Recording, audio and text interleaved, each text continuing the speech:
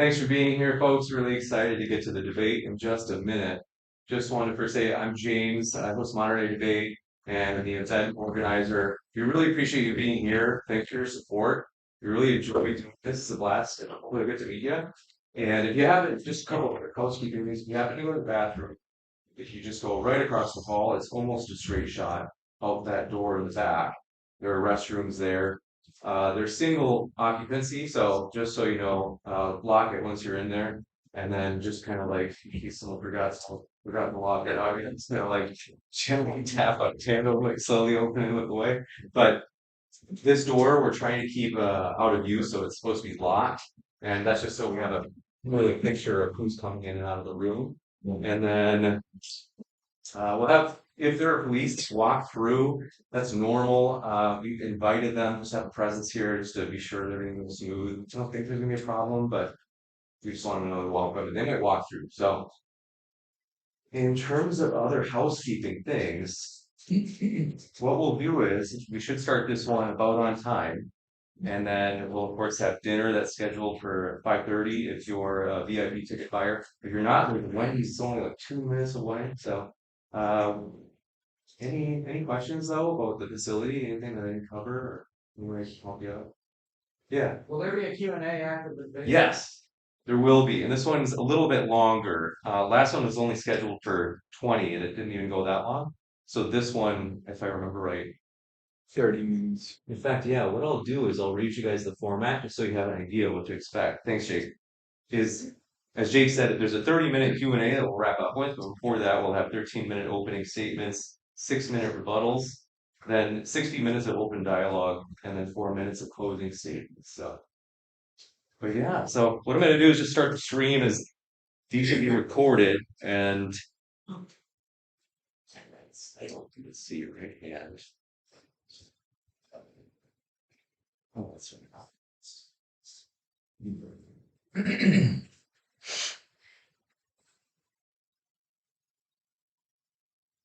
Excellent. So just one or two more quick housekeeping things. So first, thanks so much for being here for this debate on the evidence. Does it point toward God, or you could say away from God, loosely speaking? As well as, I want to let you know, DebateCon 4 is our next conference. That's going to be in Dallas on November 4th. You don't want to miss it. It's going to be a full day of religion debates, religion and atheism. So we hope you see you there. And if you're listening online, and if you're not able to make it, that will be live streamed on the YouTube channel. So hit that subscribe button if you haven't already. And that way, if you're across the world, you can watch it that way. That will also be streamed live and for free for the public online. But we're going to jump into this debate. Jake is going first for his 13-minute opening statement. Thanks so much, Jake, for being with us. The floor is all yours. بسم الله الرحمن الرحيم الحمد لله رب العالمين والصلاة والسلام على رسول الله أما بعد السلام عليكم ورحمة الله وبركاته. Welcome everyone. I just want to start off by thanking Modern Day Debate and James for hosting this debate, and I want to thank Aron for participating today. I also want to mention that I am here on behalf of Muslim Debate Initiative, which is an organization that I'm representing.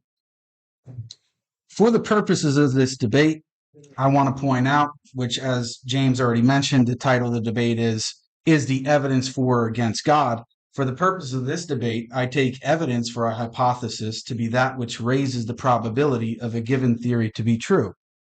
I take evidence against a hypothesis to be that which lowers the probability of a given theory to be true. Aron, my debate opponent, in a video entitled Theism is Not Rational, states, and I quote, "What everyone means by God is a conscious thinking mind," close quote. I'm happy to accept this definition for the purposes of this debate, so long as we understand that what I mean by God is an eternal agent, i.e. a being that performs actions, is the creator of all, and is the foundation of all knowledge and truth. Now, I spoke to Aron on the Thought Adventure podcast channel previously about whether or not something necessary exists. During the discussion, Aron stated, and I quote, "I don't think it's possible for there to be absolutely nothing. That impossibility would make the existence of something absolutely necessary," close quote. It suffices to say that Aron does not have an issue with the concept of necessity. I will now provide an argument for what this necessity must be. This argument is actually partially inspired by Aron himself. In a video on Aron's YouTube channel entitled The Reason for Reason, he says, and I quote, "In my perspective, accuracy and accountability are paramount. Truth matters more than whatever we would rather believe," close quote. So as we can see in this quote, Aron says that the truth matters more than whatever we believe. Let's see if he's going to stand by that today or if he will abandon the truth for his own unjustified beliefs. I will now present the following argument for the existence of God. It is an argument from necessary truth. First, I will run through the premises of the argument until I reach the conclusion. Next, I will circle back around and give reasons for affirming two of the premises that are important in the argument. Okay, so the argument goes like this. Argument from necessary truth. Premise 1.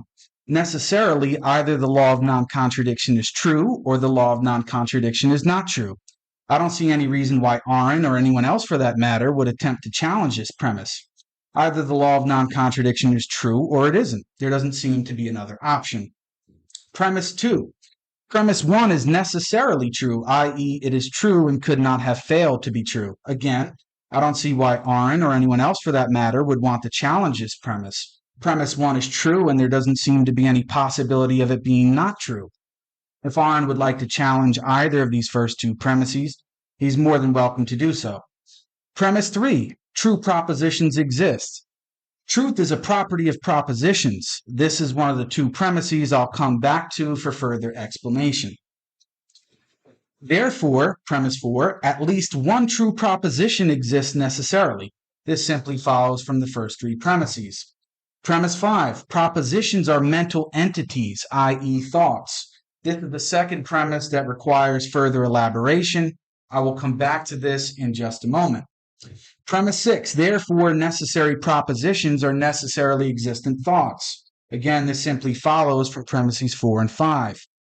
Premise 7, thoughts cannot exist apart from an intellect. I don't think Aron would argue against this premise. It seems pretty straightforward that thoughts are within minds or intellects. It is not as if we can have free-floating thoughts existing apart from minds. Conclusion, therefore, a necessary intellect exists. We finally arrive at the conclusion, a necessary intellect exists. This simply follows from what I've mentioned in the previous premises. This also coincides with the definition of God from Aron that I cited earlier. All I mean by a necessary intellect is a being that must exist and is capable of grounding truth and knowledge. Apart from premises 3 and 5, I take the rest to be uncontroversial. I will now provide reasons for affirming both of these premises. Let's start with premise 3, true propositions exist. First, let me define what a proposition is. According to the Stanford Encyclopedia of Philosophy entry on propositions, propositions are shareable objects that are the primary bearers of truth and falsity. In philosophy, there is a distinction that is well known between truth makers and truth bearers. A truth maker is that which makes a proposition true. Let's take the idea that water is wet. The truth maker in this case would be the existence of water and the fact that it has the property of wetness. Now, the truth bearer or the proposition is the thing that exists that we ascribe a truth value to. We say that that thing is true. So, now that we have an idea of what propositions are, what are some reasons to think that they exist? Well, one reason to think that propositions exist is that ordinary language supports this notion. For example, I believe that this debate is in Houston, Texas. Presumably, Aron believes the same thing. That same thing is the shared content between our beliefs. That is the proposition, which in this case happens to be true. Another reason for thinking that propositions exist is the notion that truths exist that have not yet been discovered. Aron himself affirms this in many places. One example of this is when he says, and I quote, "Once upon a time, our ancestors believed that thunder, lightning, and volcanoes were the result of God's actions, that the stars and planets had human attributes, that sickness was a curse of witchcraft and epilepsy was demonic possession. In each case, the real truth might never have been discovered if we'd been satisfied by those lies." Close quote. So, Truth seems to be something that we can seek for. People don't typically seek for things that they know do not exist.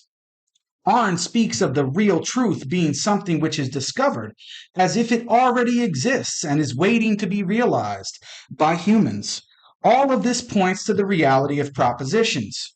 Another reason for thinking that propositions exist is because we ascribe properties to them. For example, we ascribe the properties of truth and falsity to them. For any object that we ascribe properties to in some possible world, including this actual world, it must exist. Aron unknowingly himself affirms the well-known truth maker, truth bearer distinction that I explained earlier.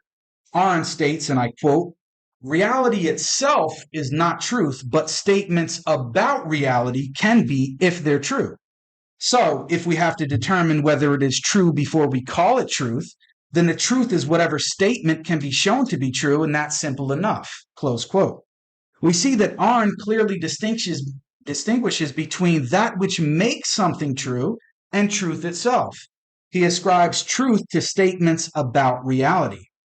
However, there are good reasons to think that statements or sentences are not the primary bearers of truth. Why is that? Well, you can have multiple sentences in different languages that assert the same truth. You can also have distinct sentences in the same language that express the same truth. This shows that there is something more fundamental that is shared amongst the distinct sentences. The content between sentences is what is shared. There are other reasons why one should think that propositions exist, but that should suffice for now. Now that I've given good reasons to think that propositions exist, let's take a deeper look into the nature of propositions. If propositions exist, then what exactly are they? My claim is that propositions are best understood as mental entities or thoughts. One reason to think this is because propositions have a unique characteristic known as intentionality. Intentionality is a technical philosophical term that refers to aboutness or being directed towards something. For example, the sentence, "This debate is in Houston, Texas," is about something, namely the city of Houston and this debate. The same is true of our beliefs. Our beliefs are about certain things. This directedness towards other things is a distinct feature of intentionality. Atheist and naturalist philosopher Alex Rosenberg expresses the difficulty of explaining how our thoughts, if they are purely physical, could be about anything at all. He states, and I quote, "What we need is a clump of matter, in this case the Paris neurons, that by their very arrangement of its synapses, points at, indicates, singles out, picks out, identifies," and here we just start piling up more and more synonyms for being about another clump of matter outside the brain. But there is no such physical stuff, he says. Physics has ruled out the existence of clumps of matter of the required sort. There are just fermions and bosons and combinations of them. None of that stuff is just all by itself about any other stuff. There is nothing in the whole universe, including, of course, all the neurons in your brain, that just by its nature or composition can do this job of being about some other clump of matter, close quote. Rosenberg, in defense of his naturalism, actually denies that humans think about anything. Aron can take the same position if he wishes, but that would render this entire debate futile. If Aron cannot think about anything, then he certainly cannot think about providing evidence against the existence of God. Another important aspect of intentionality is what is called aspectual shape. This refers to the way in which an entity is understood. For example, take the sentences, "Jake Brancatella debates atheists," and "The Muslim Metaphysician debates atheists." These two sentences point towards the same man, namely me, but in different ways. This is why someone may believe one of these sentences to be true, but not the other, even though Jake Brancatella and the Muslim Metaphysician are co-referring terms. As we can see, propositions are intentional. Mental entities such as thoughts and beliefs exhibit this unique feature of intentionality. Our thoughts and beliefs are about things in distinct ways. Entities that are purely physical and lack mentality, such as cars, tables, and chairs, are not intrinsically about anything at all. Since propositions are intrinsically intentional, and so are mental entities such as thoughts, they are the perfect candidates to be propositions. Unless we have some independent reasons to think otherwise, we should regard propositions as mental entities. Now, if propositions are best understood as mental entities that can be true or false, and at least one necessary truth exists, then a necessary intellect must exist. This is because thoughts cannot be had apart from minds. And since all humans are contingent, this means that humans, as well as their human thoughts, are not going to qualify as necessary propositions. We need something which is necessary itself. We need a necessary mind that could not fail to exist to account for the existence of necessary truths. I think that Aron should accept one more uncomfortable truth, i.e., the existence of a necessary intellect that is the creator of all. It may be hard for him to accept, but in the words of Aron himself, and I quote, truth matters more than whatever we would rather believe. بل نقذف بالحق على الباطل فيدمغه فإذا هو زاهق ولكم الويل مما تصفون.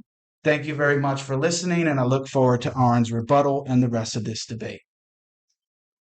Thank you very much. We'll kick it over to Aron for his 13-minute opening statement as well. Aron, the floor is all yours. Thank you. To my experience, believers hate nothing more than the burden of proof, and that's why they try to redefine what evidence means so that it is no longer a fact that indicates. Because they can't give you any facts, not to point their way, so they give arguments instead of evidence, essentially word games trying to define their God into existence, with erroneous or fallacious assumptions built into most of them.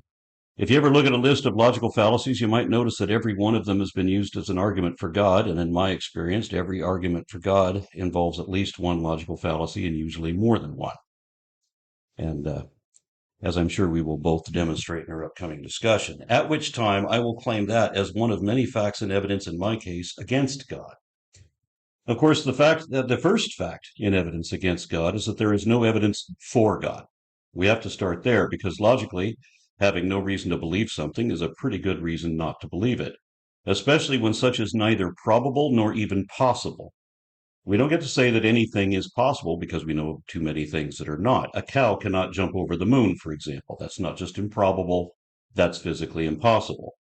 In order to say whether something is possible, there must be a precedent or parallel or verified phenomenon indicating that such possibility exists. You don't have that for gods or ghosts or demons or souls or for magical enchantments like blessings or curses.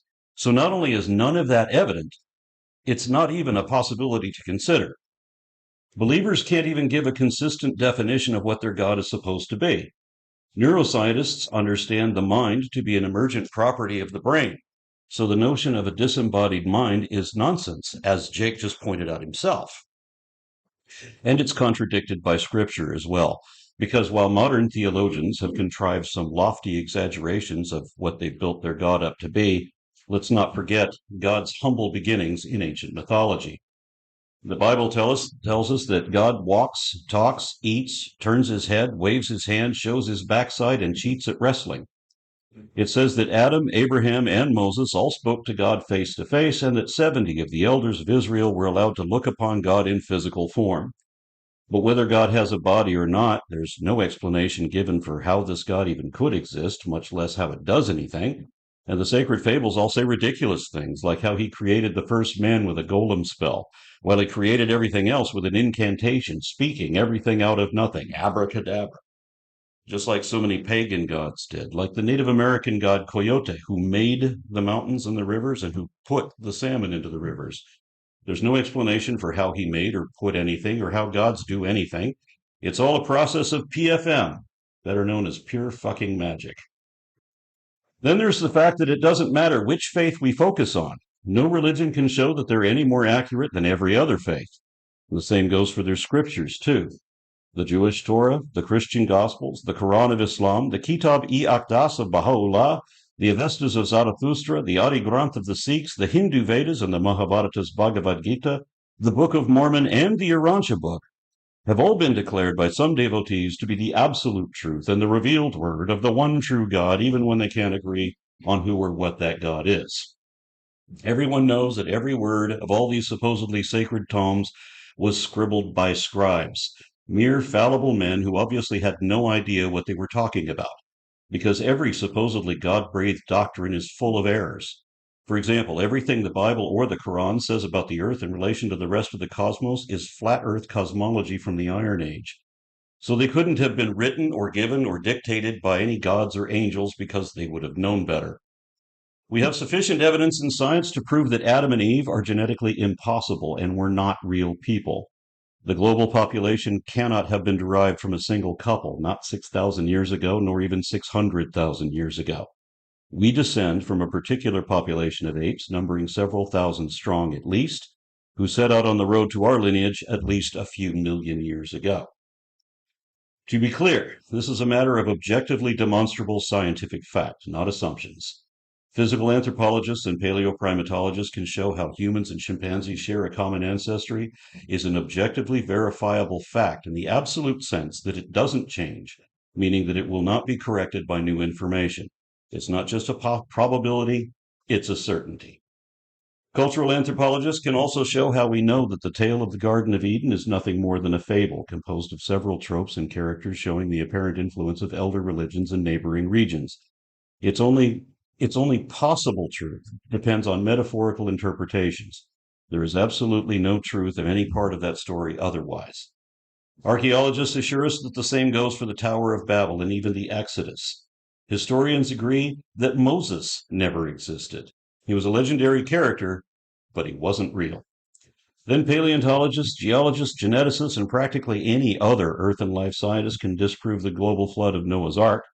The Bible and the Quran both imply that this was a global event, flooding the whole world and that everyone alive today is a descendant of Noah. But we have literally tons of rock-solid proof from many independent fields of study that it's just a story. It never happened, not the way it says in anyone's scriptures. It's not just that it couldn't have happened, but even if it could have, by some flurry of miracles, we still have an overwhelming preponderance of evidence to prove that it didn't happen. So the Bible and the Quran are both wrong, not just about that, but practically everything else of importance too. It's not just that all the scriptures are laughably wrong about practically everything, scientifically and historically, ethically and morally. It's that outside of these assorted doctrines, we see that the fact that belief in any God doesn't have any apparent impact on the person's morality. Instead, and even worse, there are criminal studies showing that the more religious one is, the more likely they are to be bigoted, intolerant, and abusive, favoring violent vengeance over rehabilitation or restitution. Comparative analysis of child molesters, even decades ago, showed that statistically, the more religious an abuser is, the more abusive they were, with more and younger victims. Whereas programs like the Clergy Project reveal that when people stop believing, they become more tolerant, more curious, liberal, less bigoted, and judgmental. And why are so many people leaving religion? Because of the fact that all the world's religions combined can't even show that there's a there, that there is anything supernatural at all. There's no discernible, verifiable truth to any supernatural claims, just subjective impressions and baseless assumptions. Any claim of facts in evidence of the divine or of anything supernatural always turn out to be nothing but frauds, falsehoods, and fallacies, which ought to matter to you if the truth matters to you at all, if you want to understand knowledge as distinguished from make-believe. Yet all the major religions require faith instead, where you're supposed to believe whatever they said simply because they said so. I think all of us would agree that faith healers and self-described exorcists are famously fraudulent, yet we ignore that Jesus was running the same game as they are, just another superstitious cult leader. The people who have dedicated decades of their lives to the study of near-death experiences have lost faith even in that, coming away admitting that there's still no substance to it after all this time, over half a century, and there's still very few cases without a clear explanation. That's not what they predicted 50 years ago. And the failure there, according to all of the neuroscientists, neurophilosophers, and brain surgeons I've spoke to, is the fact that there's no support for mind-body dualism, neither in neuroscience nor even in philosophy. It's not just that there's no evidence right where it should be, right where it would be if we had an animating immortal spirit. It's that we have so much evidence against it to confidently conclude that we don't have souls. Without an immortal supernatural soul, there can't be an afterlife, thus no heaven or hell. And without them, the notion of a God is largely moot. This doesn't make a lot of difference in Islam, since the Quran talks about a physical heaven where our bodies will be reanimated such that we will still require food even in hell, where roughly 80% of the world would spend eternity if Islam was correct. Unfortunately, Islam is not correct. There is no hell, and God doesn't operate an invisible hotel in the expanse of the non-existent firmament either. Regardless what God or religion it is, hell is inconsistent with God. If there was a God, there still wouldn't be a hell, because no God would allow it. If we are to believe what the scriptures say about God being infinitely merciful and just, those two are already in contradiction with each other, and both contradict the description of God as a righteous judge, having wisdom or love or any of that, which contradicts everything required to torture everyone mercilessly, relentlessly, forever and ever over a thought crime. The Quran repeatedly says that simply believing equals doing good and that not believing equals doing evil. So Islam is just like Christianity in that we are not judged on morality, but on gullibility, because we are judged and damned forever over what or whether we believed. Hell would still be grossly unjust even if we knew God existed, but as you've seen here today, we have not given evidence to compel belief, so hell becomes exponentially worse. No God would want or allow something so petty and vindictive. And such is obviously just an excuse that theologians made up so that those who didn't believe in the impossible promise of a posthumous reward might believe in the threat of a fate worse than death if they don't believe. For the purpose, of course, being the manipulation of the masses toward the ultimate goal of enriching and empowering the clergy. This is only circumstantial evidence against God, but it's worth mentioning. This is especially bad in Islam because the Quran says a few times that God decides who will believe and who won't. So we don't even have free will. Instead, we submit to God's will, as if we were just his playthings, and he's going to punish us for whatever he forced us to do. Thus, belief in God is inconsistent with both free will and objective morality, which is a contradiction of two of the most popular reasons believers cite for why they believe and why we should believe. And note that their most popular reasons for believing have nothing to do with evidence. Again, as always, belief is assumed in lieu of evidence and maintained despite all evidence to the contrary. Evidence is a body of facts, objectively verifiable data indicating one conclusion or eliminating another. If the truth is what the facts are, then there is no significant or spiritual truth in any religious doctrine, but there are a hell of a lot of lies in all of them. Thus, we have nothing at all to imply that there even could be a God, but ample evidence everywhere to show that God is a fantasy, phantasm, nothing more than wishful thinking. Thank you. Thank you very much for that, Aron. We'll kick it into the rebuttal section. Jake, got the timer set for you, and the floor is all yours for 6 minutes. Okay, so what we just saw from Aaron was a whole lot of nothing, not much evidence or even arguments in his own terminology against the existence of God. Instead, we got a whole bunch of how scriptures are flawed, which is irrelevant actually to the debate because we're not debating scripture here today. We are debating whether or not there is evidence for or against God. Disproving scripture or disproving that human beings have souls or whatever else was presented is very interesting and maybe could be another subject of a debate some other time, but has absolutely nothing to do with whether or not God exists. So I've made note of a bunch of things that Aaron said, and I'll try to get through at least some of them. If not, we'll go through them hopefully during the open discussion section. So, I mean, he says there's no evidence for God. I think that I've presented some, right? I presented an argument, and he doesn't think that arguments are actually evidence. Well, when presenting an argument, you're supposed to give evidence for the premises in the argument, right? So to say that arguments are opposed to evidence as if they're two entirely different things just gets the whole equation wrong about what arguments are supposed to be. Arguments are supposed to have premises, and we're supposed to have evidence in support of those premises. Most of my premises in my argument, I think, to be pretty straightforward, and I don't think anybody would deny. And the two that are somewhat controversial, which I think the argument hinges on, I did provide evidence for them. Now, it's interesting. Aaron, is not very much into philosophy, and this is by his own admission, so I'm not like taking a shot at him at all. But he made a philosophical claim, actually several, but one that I noted was he said there must be prior precedents to say that something is possible. Well, what's the claim for that? I mean, what's the evidence for that? That's just a philosophical assertion that there must be prior precedents to say that something is possible. Where are you getting this idea or theory of modality from that we must have a prior example of something to determine whether or not something else is possible? That's a philosophical claim. That's not a scientific claim. Um, he made this big to do about magic and many attacks on the Quran and various scriptures like the Bible and whatever other scriptures he mentioned. But as I mentioned earlier, any claims made against the Quran, whether it be about the existence of Adam or claims about evolution and his understanding of the Quran, rejecting that, those are all interesting topics, but they're not the subject of this debate. Even if evolution were true, it doesn't disprove God. It wouldn't disprove God whatsoever.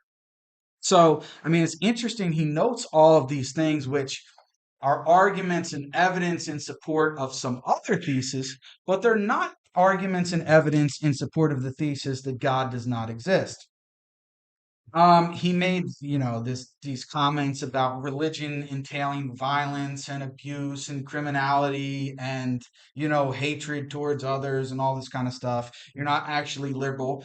But Aron has made a living of claiming that religious people and people of faith are the most dishonest people, right, that is in existence. So it's really interesting to me because from his side, there's a whole lot of hostility, right? And this so-called liberal, care bear loving attitude, I don't see it exhibited in Aron and his likes. He made a lot of comments about truth. I don't know how much of that you guys caught. He said truth are whatever the facts are. He said if the truth matters at all, blah, blah, blah, blah, blah. And in preparation for this debate, I actually took the time out to listen to hours worth of Aron Ra's material. And he's a guy who constantly brings up the truth. He cares so much about the truth. But he never actually clearly tells us what the truth is. And that's why I provided an argument from the very concept of necessary truth to the existence of God. And I hope that we'll get some engagement from that in his rebuttal time. I know that he didn't have time to because that was his opening statement. But I really look forward to that because there's so much I think, maybe he doesn't want to accept it, but that he has to say about truth that I would actually agree with. I just think that that entails other things and that he's not willing to accept that I, of course, am. He said there's no support for mind-body dualism. Again, totally irrelevant because as a Muslim, you don't have to be a mind-body dualist, right? So it has nothing even disproving Islam, let alone disproving that a God or a creator exists. Let's see. He also made another claim, another false claim about Islam that we are judged based on what we believe. Yeah, partially. We're partially judged on what we believe. But it's not as if you can just believe in God and believe in the existence of the Prophet Muhammad and that the Quran is the last and final revelation, and then you can just go out and do whatever you want and God doesn't care and there's going to be no consequence in this life or the next. That's certainly not the Islamic position. It may be a version of Christianity, but it's certainly not Islam. And I think my time is up. Thank you very much. We'll kick it to Aron for 6 minutes as well.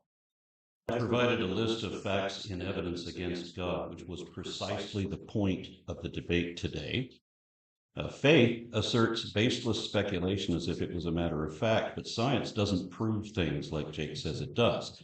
Instead, it adheres to what is supported and what is not, and whatever is not supported doesn't warrant serious consideration. Jake failed to list a single fact that indicates one position or eliminates another. So I provided evidence and he did not. We can't say that something is true until or unless we can show the truth of it to know whether something is true, as we honestly should, before we assert that it is. So when it comes to how do we know whether something is possible, we have to have some way to know that it is possible. And my analysis shows that in every case where we can say that something is possible, it's not because we just resign that anything is possible. No, we have a precedent that established that it's possible. Or we have a parallel situation which implies that a similar thing could happen in this case. Or we have a verified phenomenon which is as yet unexplained, but nonetheless gives the indication that, yeah, this must be possible because there it is. So that's where I came up with the precedent and parallel and verified phenomenon indicating that such possibility exists. And as far as the other argument, when I was on his show with him, when he told me that he's looking for a necessary being, and he confirmed for me that being didn't have to mean being as I understood it, that a being doesn't have to be an entity, that it can just be an inanimate object. I could see where he was going with this and the weakness of the game he was playing. And I wanted to play along as much as I possibly could. Because for me, if we don't have anything coming from nothing, or if everything isn't coming from nothing, then obviously if we have a universe with something in it, there must have been something to start with. So as according to the first law of thermodynamics, material energy, right? So matter cannot be created or destroyed. I knew what he was going to do with this, so I suggested that the necessary being would be dead unconscious material, knowing that he would crow victory, that dead unconscious material counts as his living immaterial consciousness, that it doesn't bother him, that he's going to completely contradict himself. My problem in not being able to get to the punchline on this was that they wanted me to speak authoritatively about a subject I don't even study, which was cosmogony. In which case I said, well, it doesn't matter what my uneducated opinion is. So I have to defer to the experts. I recently had an interview with Sean Carroll. Sean Carroll, in that interview, said that there could just have easily been nothing as something. And it was like, well, if you want an authoritative statement, that's not going to come from me. That's going to have to come from Sean Carroll. And then they argued this. I thought this was funny when they said, well, it doesn't matter what the experts say. What do you believe? I only have an uneducated opinion, so it literally doesn't matter what I believe. We're talking about objective truth here, not subjective beliefs. Are you able to speak closer to the mic? If you put the mic right in front of you, we're having trouble. Sure, no worries. So I'm the one presented evidence. That was the purpose of the debate. I'm the only one that presented facts and evidence. He got nothing.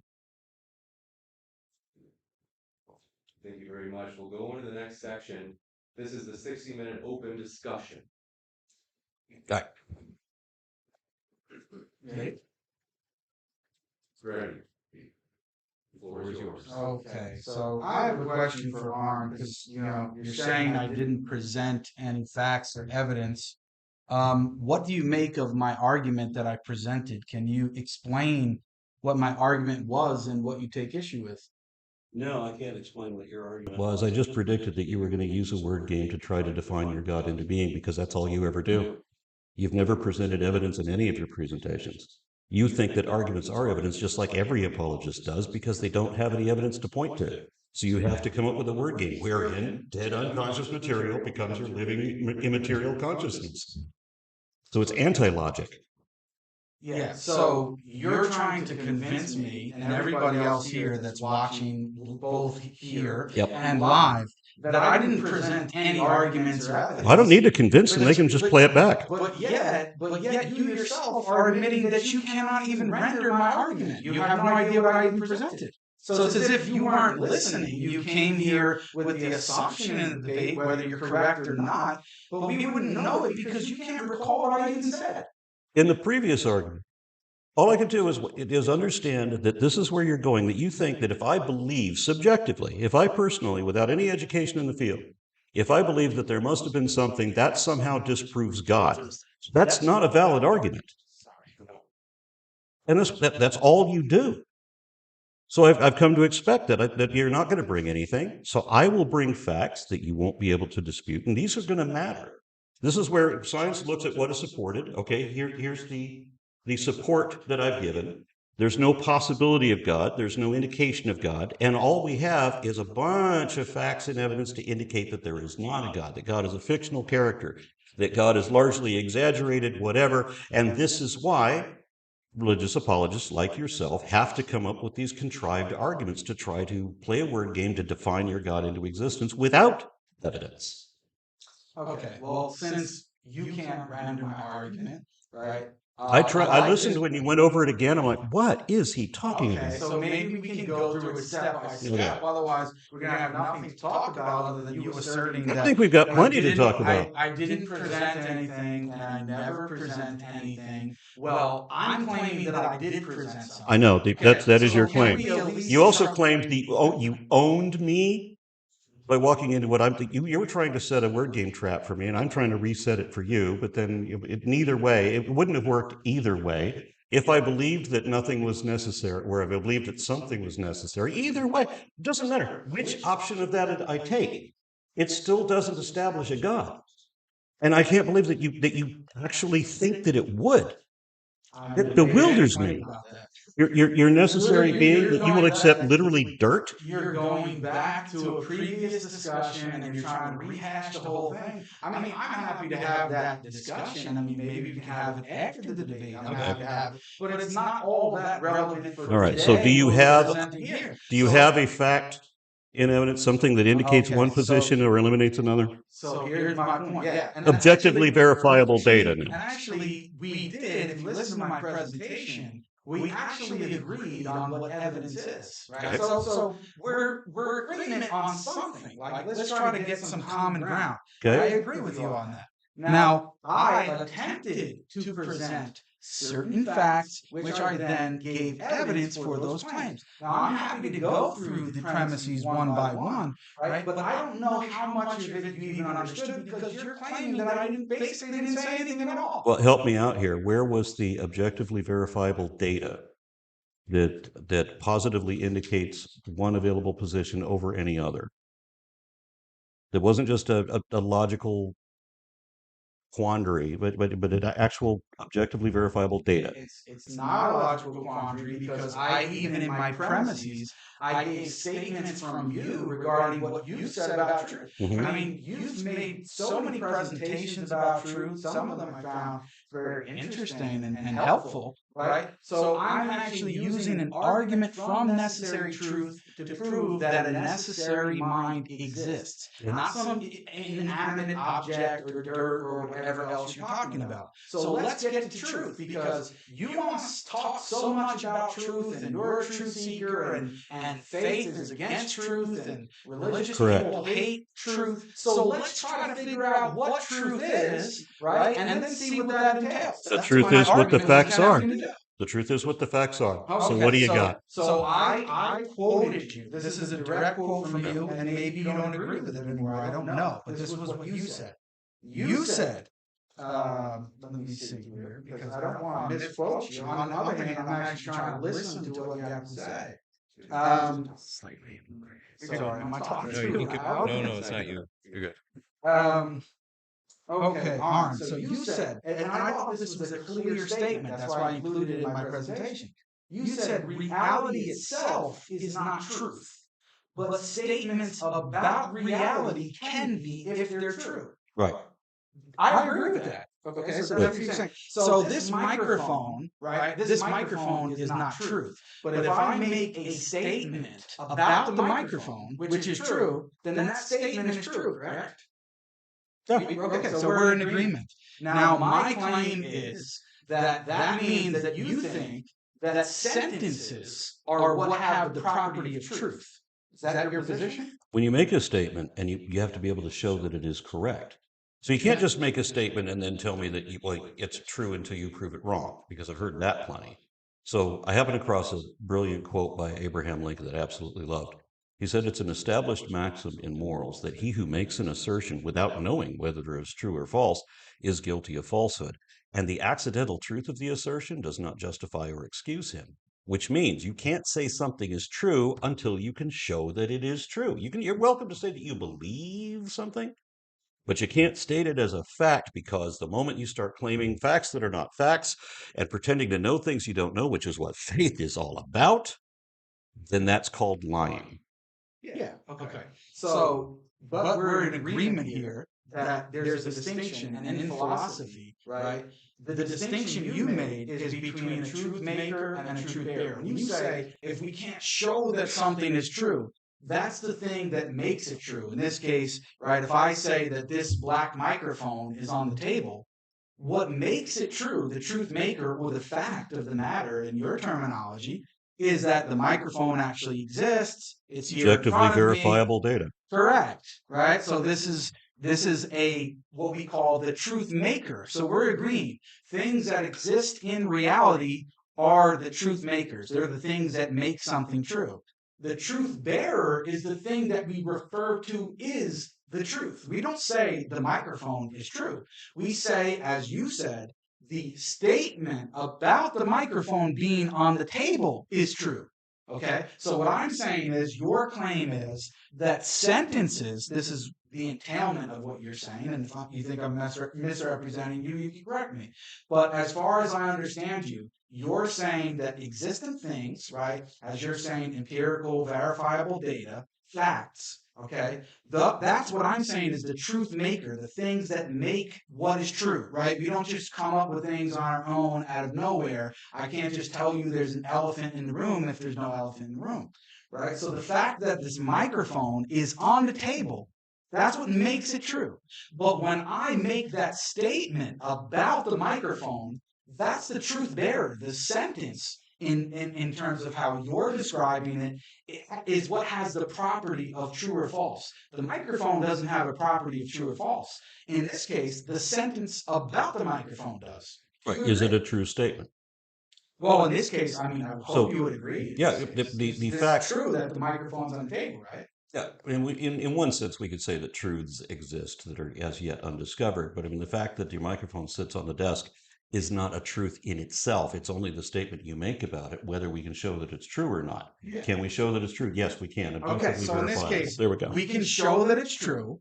And when I utter the statement here to you, this black microphone is on the table. Is that statement true? You would say it's true, correct? Yes, objectively You verifiable. would say it's true because we can verify it. But what I'm trying to get to is you're saying that the sentence, when Jake utters the sentence, the microphone is on the table, that the sentence itself has the property of truth, meaning the sentence is what is true or false, and the microphone is what determines whether or not it's true or false. Okay?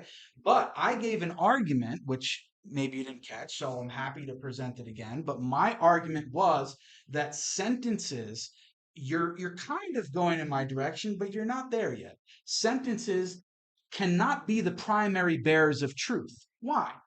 I believe that sentences can be true or false, but so can beliefs. Sentences and beliefs have things in common, which is propositional content. It's the content of the sentence or the belief. I can say that the microphone is black and is on the table, and I can write that same sentence down on a piece of paper. Now, if I write that same sentence in English down on a piece of paper and I utter it, if I speak it, how many truths are being expressed? One or many? I would have to evaluate it. And we were talking about whether you're making a factual statement, if you say that you believe something, you're welcome to say whatever the hell if you want it.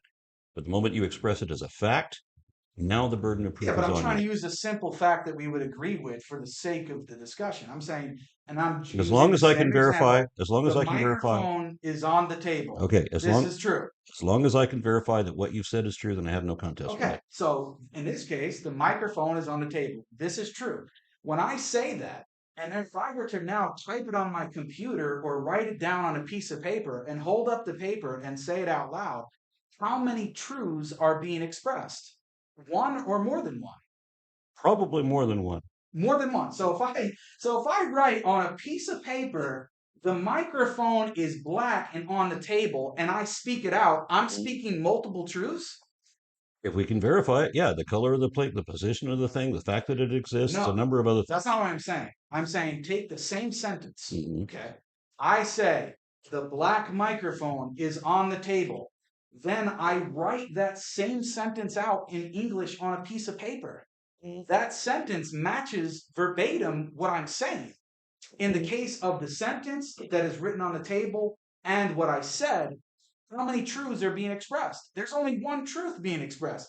It's the same sentence. One is verbal, one is being spoken, one Color, is the being written down. I can definition of the item, what it is, where it is, all of that. There's a number of different things you said that are verifiably true. Beliefs can be true too. yeah. It can be, but you can't declare something that you don't know to be true. You can't say that it's true if you don't know that it is. All the time, I hear people say, well, I know for a fact there's a God, except you don't know that, and it's not a fact. If it was a fact, it'd be objectively verifiable data. We'd both be able to show that. So one of the challenges that I made earlier this year was when people tell me all the time that they present evidence and I ignore it. Well, okay, well then let's show me something. Show me objectively verifiable data. Show me something that we can both confirm is actually true. That is also indicative of your position. I'm Right? trying to. Okay, well, why Yeah, don't you go ahead and be the very first person in my 25 years or so Okay. to present something that's verifiably, we can both show is verifiably true and positively indicative of your situation. Go ahead. Yeah. So I'm trying to do that with the example of the microphone. I'm using a mundane example, Okay. which we both agree. We're not going to sit here and debate. Oh, Jake, no, it's actually white. You're wrong. And no, we're not debating about that. Right? It's something very simple. Now, if you want to get technical and say, well, when you say the microphone is on the table, well, you're saying that there's a microphone, that it's black, it's on the table. I don't care about how many truths are within that one sentence. I'm saying to you, when I say that sentence in English and I write it down on paper, or I could write it down in Spanish, the same sentence, how many truths are being expressed? Whatever amount of truths being expressed, both when I say it in English and Spanish, is going to be the same number. As long as it contains the same number of bits of information that we have already confirmed, yeah, it would be the same. Correct. So my point to you is that when I say something, if I say something in English, or I speak in sign language, or I speak in another language, the same idea, okay, that means the same truth is being expressed, which also means that the sentences themselves are not the primary bearers of truth. They're not the thing which is the primary bearer of truth, because in that case, the truth is singular, is one, and the sentences or expressions of that truth are many. They're not the same thing. I'm a little confused as to why you turned it into whether whether you can say that a statement is true, you can show the truth of it, right? There's the truth of it, but it's not. Is it the primary bearer of truth, or is it the fact that we can verify it, that being the primary bearer of truth? No, because as I said, there's a distinction between what makes something true and the thing that is true, which we agreed with. And the thing that makes something true is that we can verify the fact of it.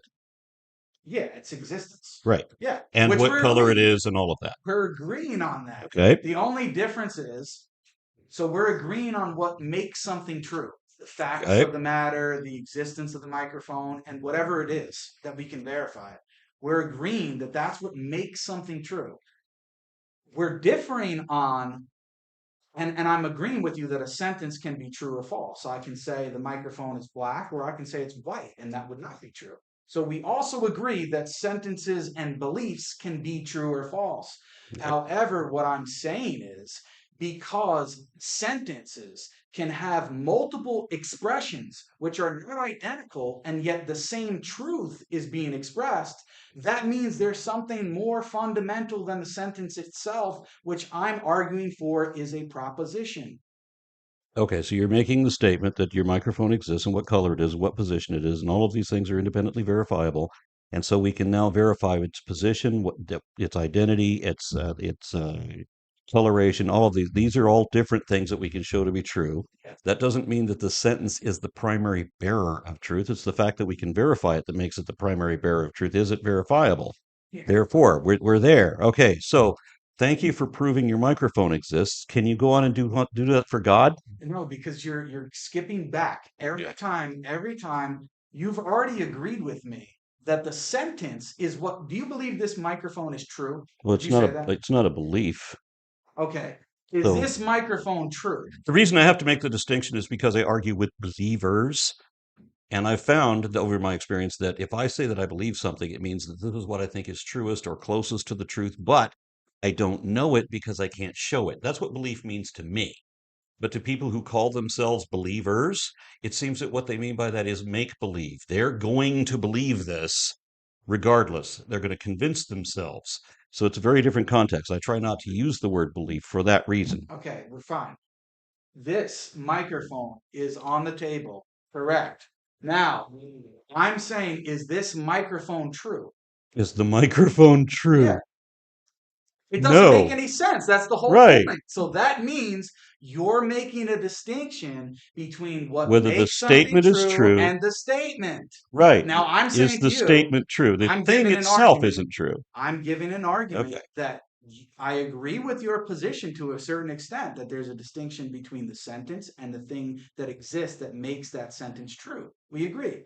But I'm saying there's something more fundamental than the sentence because, and my argument is, one of my arguments is, that you can have multiple sentences either in the same language or different language, or you can have a belief which has the same content as the sentence, and all of those can be true, yet none of them are identical. So what do the beliefs and the sentences on paper and the sentences spoken, what do they have in common which is true?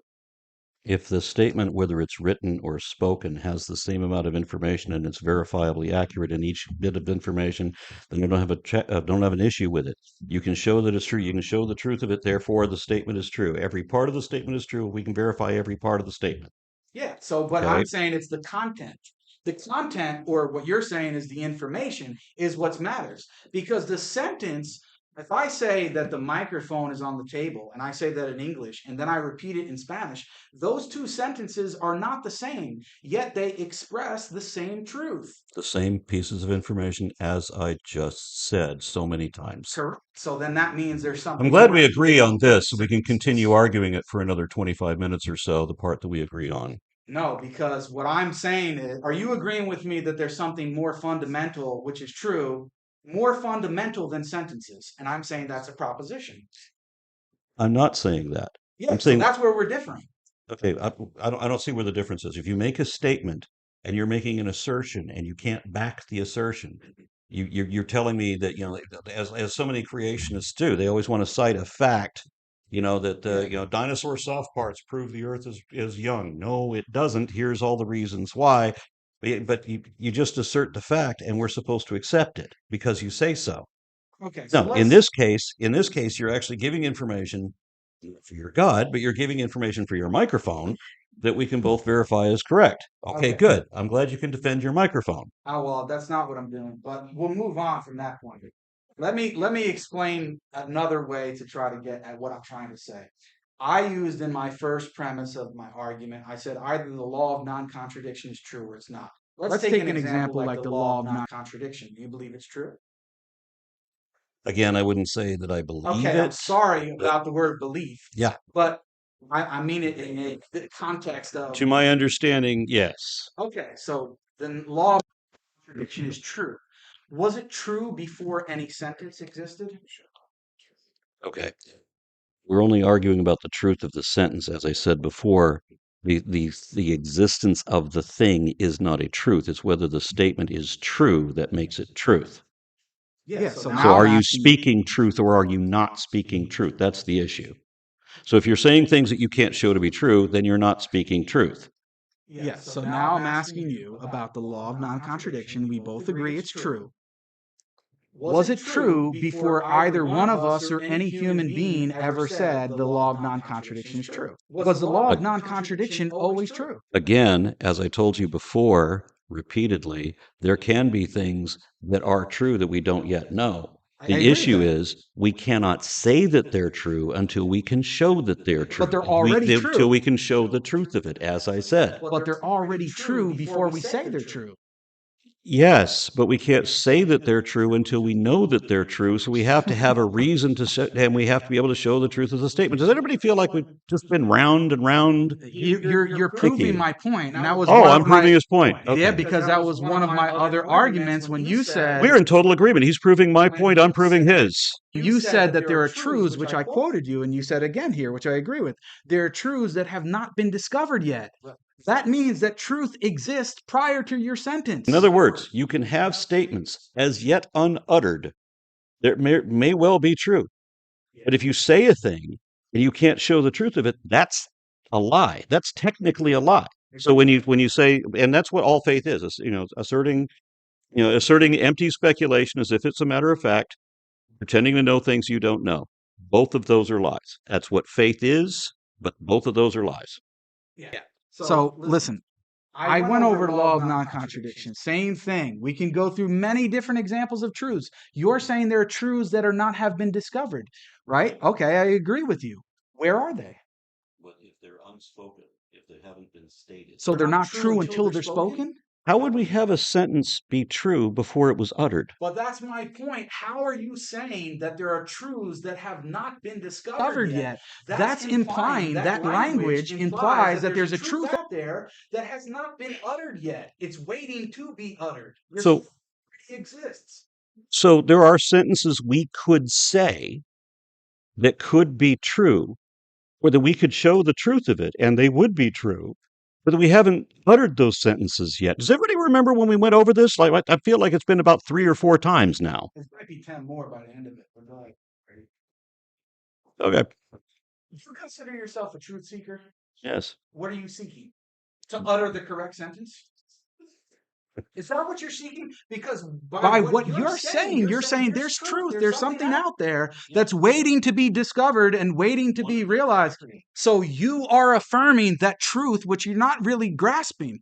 Truth exists independently of the sentence. The sentence expresses the truth. Once again, the truth is what the facts are, but you can't state what the truth is if you don't know what the facts are. You can't show the truth of it. We're not disagreeing about that. I'm glad. Can we get past it? We're disagreeing on whether truth exists independently of sentences. And I'm giving you an argument to show that truth exists independently of sentences. Nonsense.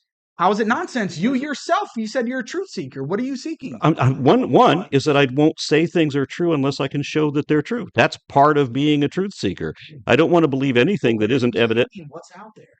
I will tentatively accept whatever that can be shown to be true as best as it can be. And the moment that it turns out that my information may not have been as reliable as I thought it was, or that it should have been, or as it was reported to be, or if I foolishly read something off of an Onion article and didn't check it first, and I make a comment on that, thinking I've checked my stats, well, I need to correct myself. And the moment that I see that something is not as well supported as I thought it was, you don't have to disprove whatever position I had.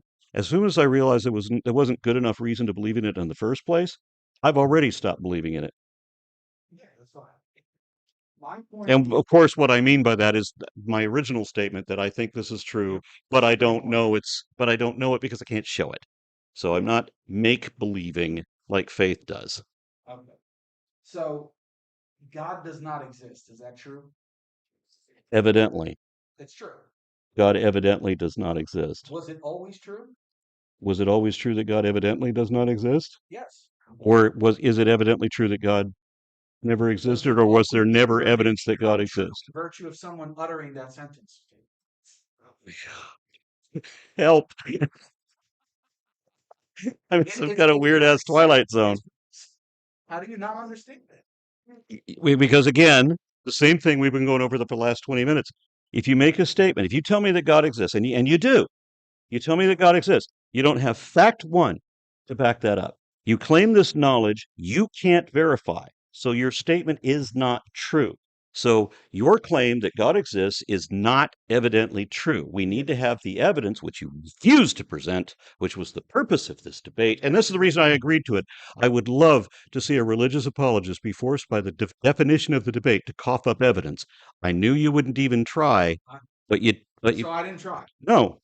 So maybe it's that I am trying and you just don't understand what I'm presenting. No. No. You're clearly presenting evidence. Where was the fact? I'm clearly, by your own admission, and you don't see it. That's the funny part of it. So where is the objectively verifiable data? You are affirming, sir, the existence of truth that has not been discovered yet, which And means truth exists independently of your sentence, and you can't grasp that. Because I've corrected it so many times, and you can't grasp the repeated corrections. The correction. The statement, whether it's true or not, the thing it's the item sitting on the desk is not in itself a truth. The statement you might make about that could be true or it could be false. It could be baseless, which is the same thing as false. If you say something's true and you can't show the truth of it, it's baseless. Baseless has the same level of credibility, zero, as a statement that has already been proven wrong. So if you can't show the truth of it, it's not true. It has to be treated as if it's not. Even if you said something and you couldn't show that it's true, what if in reality it really was the case, but you're not able to say it? Then you're in the wrong because what you would call it a truth, but your statement about it is still false because you can't show it. You're claiming knowledge you don't have, which again is what faith is all about. No, I'm claiming that truth exists independently of my sentence or anybody Which uttering it. And contradicts what I've said you're so many affirming that. times. You're No, affirming I'm not. I'm contradicting that for the nth time. Okay, so you're not truth seeking. I am absolutely truth What are seeking. you seeking? Well, one, something's true, not what you're saying. So you can make the statement that the thing is there, and if we can verify that it's there, then you are justified in claiming that it is there. We have and it doesn't have to be absolute. A lot of people say, well, you can't prove absolutely, but no, I don't have to prove absolutely. Is it supported? Is it not? Is there a probability? Do we have 80% likelihood that this is true? Okay, very good.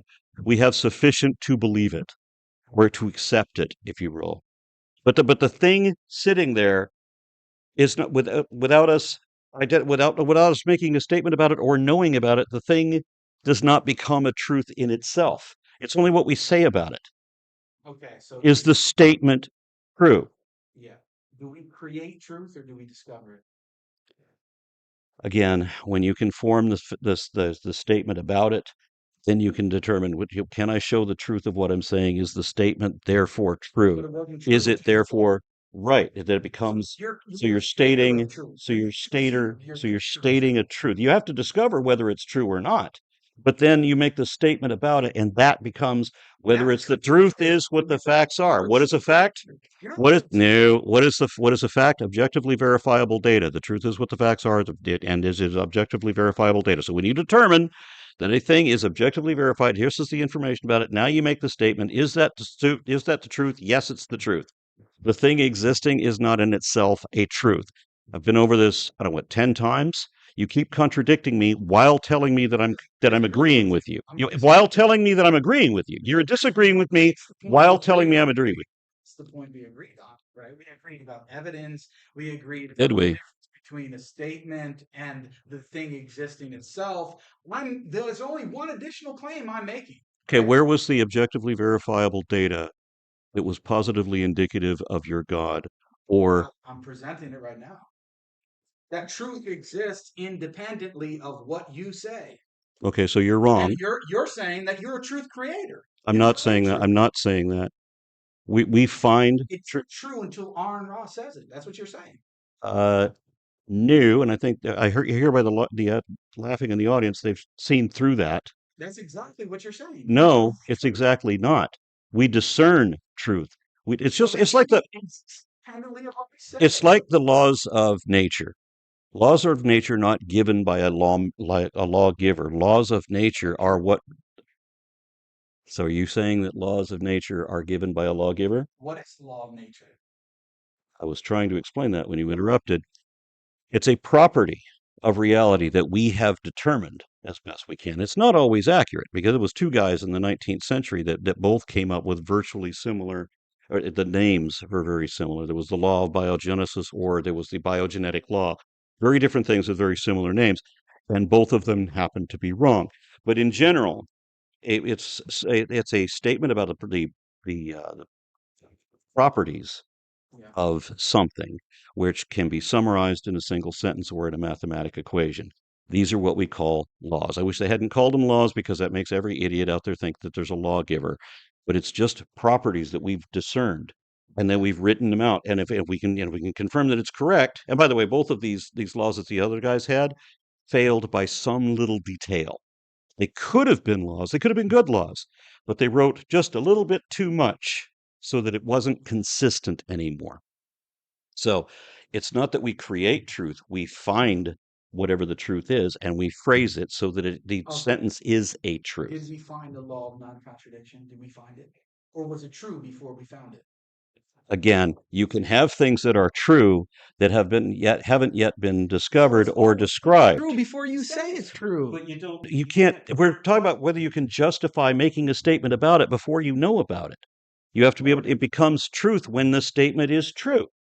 No. Yeah, see, this is the thing. You're saying, agreeing that it's only true if whatever you're saying is in line with reality. I'm agreeing with that. There has to Okay. be a correspondence. But I'm saying it's already true before I say it's true. Right. There's many things that could be true, not truth, but true. You could make a statement about something that might be true, and if you say it before you know that it's true, well, then that's not truth. That's a falsehood. Trying to say, you're saying that truth, right? What is it? Okay, what's the difference between truth and true? Because you just made a distinction there. What are you distinguishing? We're discerning whether something is true, and we have to have a statement about that, a hypothesis, if you will, Yeah. that we can then verify whether this is correct according to the way we've described it. And if it is in line with what we've described, then that becomes truth. That is a true thing, and the statement about it is truth if it's true. Right. So Okay. but then here you say that. Right. So on the one hand, this is where I'm seeing you're contradicting yourself with all due respect. Because on the one hand, you're saying that it's not truth until a sentence expresses the truth. But then on the other hand, you're saying you're a truth seeker as if truth already exists and is waiting to be verbalized. Those are contradictory. How do you not see that? The laws of nature are not spelled out that way until we spell them out that way. But these are still some things that we discern, that we work out, that we determine whether this is true or not. Yeah, I agree. But was it true before you discovered it? There are many things that, as I said so many times, that could be true that we don't yet know yet. So, I agree. and then we determine what they are, and There's then almost an okay. infinite amount of truths that we don't know about. Maybe. Right. So, and I'm saying to you, if all those truths exist before we say them, then our sentences about them are not the primary bearers of truth. So when you say things that you cannot show to be true, that's a falsehood. Yes? When you say things, what? Say it again. Cannot show the truth of, that you cannot verify. That Not necessarily, are not because fact. it could be true, you just can't verify it yet. The accidental truth of the assertion does not justify or excuse him. It's still a falsehood. You've claimed falsehood. knowledge you don't have. If I say something that's true, right? But I can't prove that it's true. Thus you don't know that it's true. You have to have some But way there's a of. difference between knowing it's true and it being true. Is it? Knowledge is demonstrable. There's been many times that I would say that I know that I left my keys hanging up there, but then I find them in the bathroom or whatever and realize, nope, I misremembered. So that's possible. So you know what you can show. Yeah, knowledge is different than truth. Again, knowledge is justified true belief. Justified true, that means truth, right? So there's no difference then. No, there is a difference. So, okay, what's the difference? It has to be justified. That's what you're saying all this time. That's what knowledge is. That's what I'm saying. Right. True. So you can't say something is true until you know that it's true. No, you can't say it's knowledge until you can justify, meaning until you can show that it's true. Then it's then knowledge. It becomes knowledge. Then Yes, it becomes exactly. knowledge. But it could be true before I can There is a demonstrate thing, it's right? true. There, as I said so many times already, it could be true, and you don't know that it's true, and got no business saying that it's true until you can show the truth of it. Or it can also be true, and you say it's true, even though you can't demonstrate it, and you just get it correct by luck. In which case, if I made an assertion of something that's true, I've claimed a fact that is not a fact, objectively verifiable data, and I'm now claiming to know things I don't know. That's the realm of faith, and it is also false. It's a falsehood. It's false? It's a falsehood if I because you've say- asserted something you don't know. You said that it's true. You don't know that it's true. That makes it a false statement. And Okay, even if Aron. it were to happen to turn out to be correct, It as wouldn't like, be true. It wasn't true? if you want to guess, there's a if you fly wanna- behind that, if you want to behind guess that the curtain number there. of, if you want to guess the number of gumballs in a jar, you may guess correctly. But when you say that I know that this how many, you don't actually I'm know not that. saying You I guessed know. I'm not correctly, saying I know it. but you're still lying about whether you know it.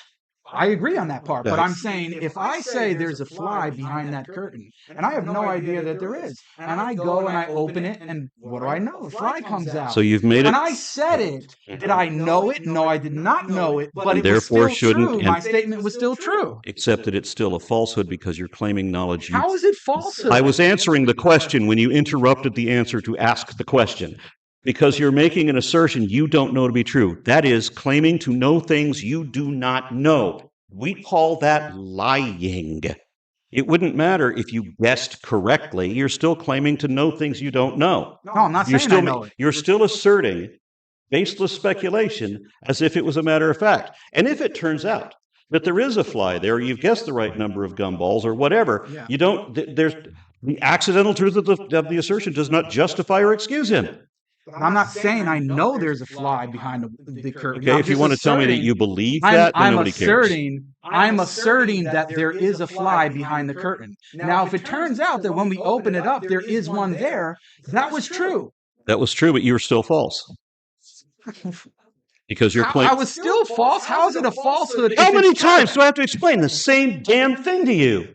Because you're claiming Your knowledge claim you makes don't have. absolutely no sense The whatsoever. sense that my claim makes is that you're pretending to know things you don't know. I never said It I wouldn't- knew it. When did I say I knew it? I'm If you asserting state there's a fly behind asserting, there. and what is an assertion, sir? You're stating as fact. It's not a I'm belief. saying it's there. I'm not Right. saying I know You're- it's there. Right. So you're asserting a fact that is not a I'm not fact. saying I know it's there. Oh, but you've asserted that I it said is it's there. there. And asserting that it is there establishes that you're now saying that it's a fact that it's there. No, I'm not. I'm saying it's there. That's not saying that I know it's there. That's what the assertion is. You're stating as a fact that it is there. That's not the case. But that is definitely the case. Every time you assert something, you're saying that you know it's true. If you say that you believe something, that's fine. You Okay, I preface believe. it. I Okay. believe that there's a fly there. No, nobody cares.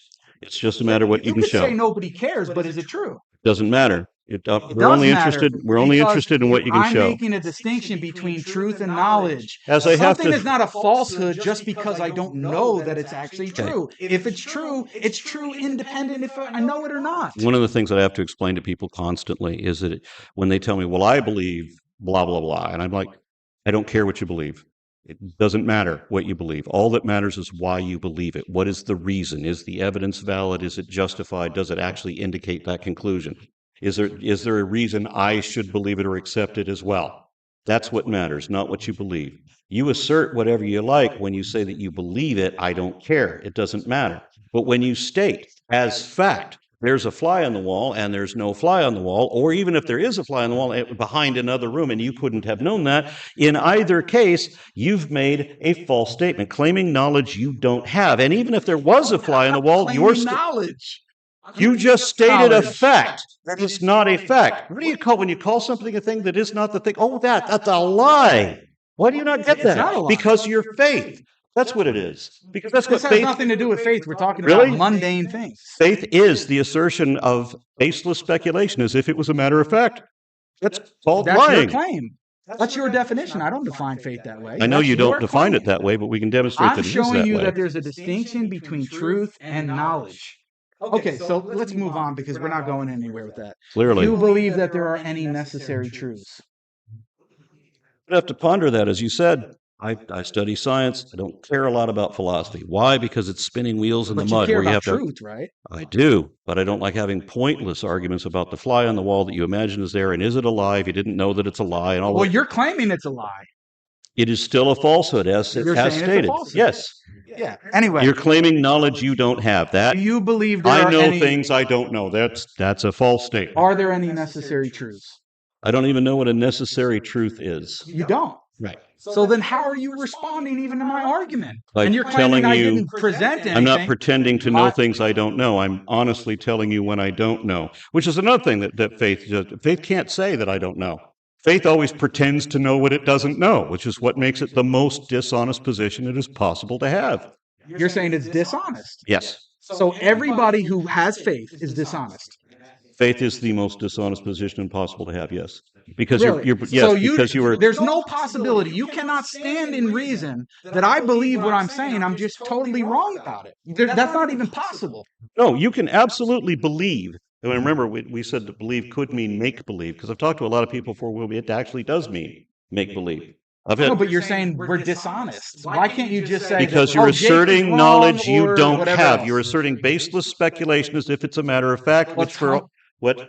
Aaron, sometimes there are things that you think you know, but then it turns out you're wrong. Does that Right. mean that you were a dishonest piece of crap? No, it just means you turned out to be wrong. Yeah, and you So could why turn out. couldn't you? Why can't you grant that when you're having a debate or discussion with people of faith when they say Because that they know something and you think they're totally wrong, Uh-huh. but they believe that they know what they're saying Right. is actually true, and then it turns out maybe it's not true. Then show me the truth of it. Show me how you know that. I'm attempting to do it, but I'm trying to get somewhere with you because you make this statement all the time. You're assuming that your interlocutor is dishonest, and then that spoils the conversation. Claiming knowledge you don't have. I believe that you don't believe God exists. I believe that. I don't think you're being dishonest. You're claiming. I just think you're wrong. So why You're asserting facts that are not in evidence. Okay, so anyone who That's disagrees dishonest. with you, anyone who disagrees with you, No. right, and is wrong, No. and they claim that they know what you're saying is actually wrong, but they happen to be wrong, they're dishonest? No, that's Makes sense. why do no. I said or implied nothing remotely like that. And I have to wonder where you're going with this when you distort everything I did say so clearly to put it Just into made a this claim about faith. You said pervert- everybody who has faith is dishonest. I didn't say that. I said faith is the most dishonest position it is possible to have because it is convincing oneself to believe things that are not evidently true. It's asserting baseless speculation as if it's a matter of fact and pretending to know things you don't know. All three of these things are false. They are But dishonest. you're saying they're pretending to know. Yeah, But they I know believe- for a fact there's a God. No, you don't. Yes, you say that they know. You believe that I think that there's no God. You think that. No, Okay, so I believe. but you will still I say. believe there's a God, but and you I will believe still say- I believe I know that there's a God, Right, and and you you can tell don't. me I'm too exactly. That's what the debate is about. So you that will. doesn't mean I'm dishonest when I say that. When I you know. say that you know things you don't know, that's not dishonest. No, because I believe that I know it. How? But you don't, because knowledge is demonstrable. Exactly, You can't demonstrate that knowledge. But a lie is only when someone has the intention of misleading somebody. Or when you state a fact that you don't know to be true, because it doesn't have Yeah, to. but if you believe you know it to be true, then it's not a But lie. again, if you're making a statement you can't know to be true, and you just made up your own statistic, right? Well, maybe that statistic, make maybe up it really was 96% of statistics are made up on the spot. But when you say that, it's still a falsehood. Even if it happened to be correct, it's still a falsehood. Yeah, it's false, but it's not a lie. If you're equating claiming to false know with things lies. you don't know, and there's no way that you could know, you can't demonstrate that knowledge to be true, you got no business saying that it's true. You still don't even know what truth is. So how are I you in explained it to you position over and over again. You still don't know, Okay, despite so the simplest what is fucking it? thing. You just told me you don't know what a necessary truth is, didn't you? I don't know what a necessary truth is. Oh, now the adjective matters, right? Yeah, it does. So if I know what Well, truth is, but I don't okay, know what a let's make this necessary simple. truth is. You know what truth means? Yes. You know Yeah. what necessary means? Put them together. Come on, put them together. Tell It's me, not that 'cause hard. Philosophy often uses definitions I wouldn't use. Okay, so what's So, a necessary truth? You don't I know. have no Okay, idea. so I presented an argument from necessary truth. How in the hell could you even attempt to respond to it when you don't even know what it is? Especially since I've told you that honestly, and you won't even explain yourself. Or, Okay, so you admit and- that you are not actually responding to my argument. That's what you admit right now. right, I'm not responding thank to you it. very Yeah, much. I don't have the slightest idea where you think you're going with this. All I Okay, know so from we past went over experience, truth. We went over truth for 45 minutes. and you got it wrong the entire time. Okay, I got it wrong, and I lied No. to. I lied to everybody. when and you that's when you make everybody that statements comes when you up make here just statements about who lies. God is and what he does and what he hates and why, all of those are statements you don't know to be true, but Okay, you're so what asserting does them the as word fact necessary anyway. mean? What does the word necessary mean? And how you understand it. Tell me how you understand We it. have multiple definitions of belief. We have multiple definitions of a lot of the different words that But we I'm use. asking you how So you whenever I understand argue with a necessary. believer, well, then I have different contexts. Well, do you have faith in your wife? You say you don't have faith, but you have faith in your wife. Well, that's a completely different context because trust is not religious faith. So I'm used to the equivocation that constantly happens in religious debates. So I'm wondering what Well, the that's why I'm equivocation is asking here. you, so we don't have That's that why problem. I told you I don't know, and I'm asking for your definition, don't know which the- you will not You don't know provide. the meaning of the English word necessary. Oh, No. I do. I know. What is it? I could think of multiple contexts, Okay, but give it that to doesn't me. tell me the definition you're using. I can come So up. I I can asked show you a you. question, and you turn around, ask me a question. I showed you we can have multiple definitions and context for Okay, any so number of let's go words, through 'em. and Let's so work I through it. need your definition. How do you mean Let's that? work through it. I just asked you what Can you give mean the by it. definition? What's the matter what I mean? You're the one using the term. Because in order for Define us to your have term. communication, we have You to be need to using- define your terms. We have to be using terms the same way. Then It doesn't define matter it. if I define it or you. You're the one using the term. Tell me what it means to you. I said I don't know what you mean. How would I know what I you mean? literally presented it in Then my opening explain the statement. definition to me. I literally presented it I in my literally opening statement. wailed on I for a while said- without ever I said, defining what this Premise means. 1 is necessarily true, i.e., it is true and could not have failed to be true. Okay. That's what it means to be necessary. It could Okay. not fail to be the way it is. Okay. So that's necessary. We already went over truth. Do you believe there are any necessary truths? Maybe there are, but I don't understand the context in which you're using them. Well, I just Because- defined it. So Okay. now, what do you want me to do? So when necessary means that it has to be, it can't be otherwise. It could not have, in this case, when we're talking about necessary truth, we're Right. talking about truth that could Right. not have failed to be true. Okay. I mean, that's simple enough. I don't see Okay. what's the problem. So I'm not aware of any necessary truth I could name. You're not. No. So the law of non-contradiction is not a necessary truth. Not according to quantum physics, which is confusing as hell. But yeah, that's true. Well, I just thought you said before that you believe that the law of non-contradiction is true. Generally, yes, but that doesn't apply in quantum, does it? Classical, fine, all day. But I listen to quantum physicists, I'm like, the fuck are you saying? So no, they don't appear to have this law of non-contradiction applied the same way. So I don't know when we get into talking about cosmogony, as you like to do. I don't go there because I don't know anything about quantum physics. It's not something I study. Yeah, but I'm just, in this case, okay, so you don't think that, you're saying you're agnostic about it. No, Or you're saying it's not a necessary truth. no. I said I can't think of a single example I to know, say but I'm yes. talking about the In law of order for me to non-contradiction. say, in order for me to answer your question, is there a necessary truth? I have to have an Well, that's example why I'm trying to go that for I can. examples. Then give me an example. Okay, law of non-contradiction. You don't believe it's a necessary truth. As just explained, Okay, 2 + 2 = 4. as just explained, physicists will say that there could be potential universes where other things would be different. Now, I would accept that numerals and mathematics, they do seem to hold that must be a consistency. Yeah, like 2 + 2 = 4. You would think, but then some physicists say that the laws of physics could be different. Well, how could the laws of physics be different in any other sense? Because physics is Okay, mathematics, well, right? Let me read a quote from Aron Ra. How about that? Right. Aron Ra says, okay, and one of them. and Now this we're going to is- hear a true Yeah, statement. we're going to hear a true statement. We're going to hear necessary truths right here.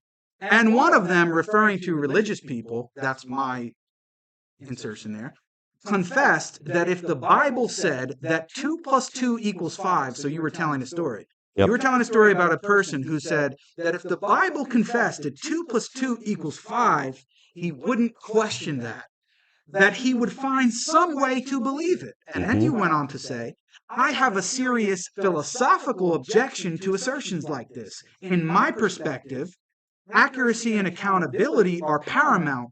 Truth matters more than whatever we would rather believe. Yep. Now, when I read that and when I listen to it, I say, wow, I agree Yep. with that, Aron, because I have, Trinitarian Christians telling me all the time, well, they believe Father, Son, and Holy Spirit is God, and they're each God, but it's only one God. It's contradictory. It doesn't make any sense. Mhm. And then I ask them the same question. Well, if in the Bible it said 2 + 2 = 5, would you believe it? And some of them say yes. And then what do I say? Have a nice day, buddy. Bye-bye. Because there's no reason to even talk to such a person. Now, why do I have the same reaction that you would? Because there's an assumption that 2 + 2 cannot equal 5, i.e. that 2 + 2 = 4 is a necessary truth. It's true and could not have failed to be true. It doesn't matter if the Bible said it or Aron Ra proclaimed it or anyone else for that matter. Yeah. So 2 + 2 = 4 seems like a perfect example of a necessary truth. I would have thought so until a mathematician came to me and said, you know what, 2 + 2 actually can equal 5 depending on higher values of 5. Like, what? And you So- believe that. I don't do higher math. I'm not a mathematician, so it makes no sense to me. But I obviously can't call that a necessary so, truth if the Aron, if we- mathematicians so- say that it's not true. Okay, so Aron, if we Then bring- it becomes the issue of they're going to believe whatever the Bible says simply because the Bible says so. Then that's I another agree. matter. That's not because of some higher, lofty mathematics that I'll never comprehend. No, but I'm saying you making that statement, Mm. you're assuming that this person is out of their mind to believe that. Why? No. Because you're assuming that 2 No. plus 2 equals 4. No. Yes, that's No. exactly what it is. Again, you asked if it was a necessary truth. I would have thought so. I would have answered that way had more than one mathematician corrected me on that exact point. So there are extenuating circumstances on a number of things. So I can't think of a single example of a necessary truth. Not one. Not even that one. And on the case of he's just going to believe whatever the Bible says. This goes back to William Jennings Bryan, who was the lawyer for creationism in the Scopes monkey trial, 1925.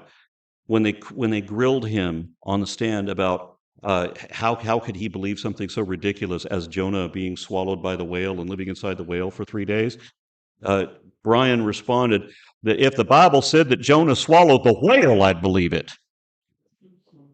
So it doesn't matter. Logic, rationality, right out the window. They're going to Why believe. would it matter? Because I mean, we could say 2 plus 2 equals 5. So what's the difference? Right, it's not a necessary truth then. does it? Exactly. So it's not a necessary truth that Jonah couldn't swallow the whale. How do we know that? Because so Exactly. many. That's the point. So that's what I'm saying. This conversation devolves into, well, Jonah then, I mean, if 2 plus 2 equals 5, then Jonah could swallow the whale. What the hell? Why not? Is the whale this big? Is 2 plus 2 equal to 5? Because it seems so Is the impossible whale- to you. Just like you said, Aron. You said, well, Is the I'm whale not a Hebrew mathematician. word for sardine? I'm not a mathematician either, right? So Okay. I'm sitting in the same position as you. Maybe I'm ignorant. Maybe I'm a buffoon. And I think 2 plus 2 equals 4, but that's what I've been taught all my life, and nobody told me Granted. otherwise. So if somebody comes along and tells me otherwise, then we would need to have 2 mathematicians up here, because I bet you I can find mathematicians saying the opposite, that no, 2 plus 2 cannot equal 5. And being And as then we what? Me and Well, you no, need no, no. to sit over It's- there, it's not that and we they- need to watch it's them not that debate they and see what say- happens. It's not that they say that it can't equal 5, but that it can equal 5. No, I know that's what you're saying, but I'm saying to you, do you think that I would be able to, or even you yourself, could find a mathematician who's just as qualified as the person saying that, who rejects that claim? How Or would are I you saying know? that and that's my whole point to you. You're claiming Thank that you it's for making my ridiculous. point to me. No, you're claiming that it's ridiculous for someone to believe that 2 plus 2 equals 5. No, I'm saying it's dishonest to assert knowledge you don't have, to make statements or make assertions declaring facts that are not facts. Okay, If so you then- don't know that it's a fact, you got no business saying that Okay, it's a so as fact. soon as the person meets the same guy, the same Right. mathematician that told you that 2 plus 2 equals 5, he can then turn around and jam you and say, well, yeah, Johnny, the mathematician, he told me 2 plus 2 could equal 5. So if the Bible said it, wouldn't be any big deal. The issue was, again, they're believing whatever the Bible says simply because the Bible says so. Even in cases like this particular guy does not know what the higher mathematicians, the 2 of them, were talking about when they told me this. He's just going to believe whatever the Bible says. So he's rejected reason is the issue there. Yeah, but why has he rejected reason? Because he wants to believe what he wants to believe. It doesn't matter what the truth is. No, but in virtue of what did he reject reason? Because he wants to believe what he wants to believe. Yeah, but because in this example, you're saying 2 plus 2 equaling 5. Yeah, he's finding an example where he thinks that would be a necessary truth, and he's going to violate that. He thinks that's a But necessary you also truth. seem to be assuming that it was and maybe at the time of this statement you were assuming it was a At necessary the time truth. of that statement, I thought it was pretty clear. Yeah, so you thought the guy was out of his mind. But the reason, again, is that he's rejected reason. He's going to Okay, believe but whatever now the Bible what I'm says. saying now in hindsight, okay, now he can come forward and say, well, got a mathematician that says 2 plus 2 equals 5. So Aron, you can't use that Again, example anymore. the reason is because he's going to believe whatever the Bible says regardless. So he has rejected reason. He's just going to go with authority, not with fact. You remember what fact is? Objectively verifiable data. You remember what the debate was supposed to be? Yeah, You but show how do we evidence. verify 2 plus 2 equals 4? Because you're going by authority Again, by the it doesn't have to mathematician. be You didn't absolute. verify it. Again, it doesn't have to be absolute. Just show me what is supported versus Did what is you not verify supported. that 2 plus 2 equals to 5? Or did you take it on authority by the mathematician? I The can very thing verify that you're that 2 claiming plus is wrong 2 to do. can equal 5. I never said it cannot equal 5. I said that other mathematicians have explained that from their can equal 5. expertise that it could. So you're taking it on authority. No. Yes, you are. I'm not, because you haven't. I'm not questioning haven't expertise. proved- I'm not pretending to know more than the experts, which is another issue of faith, by the way. Pretending to know more than the experts. You're claiming that this person who says that 2 plus 2 can equal to 5, you did not verify that other than asking him, who's a claimed expert, and him telling you. Yeah, so you have not actually verified it. No, I haven't. Other than him saying it. Yeah, I haven't. So you could have asked 3 more mathematicians. They could have said, "Well, that guy that told you, I'm sorry." If I cared, unfortunately, it was 2 different ones independently who came to me at different times. So I had to think, okay, well now there seems to be that there are. But so you're taking it on authority. No, I'm not taking it on authority. I'm not questioning the expert. I'm not pretending to know more than the experts. You're not saying I don't that's correct? actually. No, I'm not saying. I don't say that I know that 2 plus 2 can equal 5 under any higher value of 5 or whatever the fuck he's talking about. I don't know.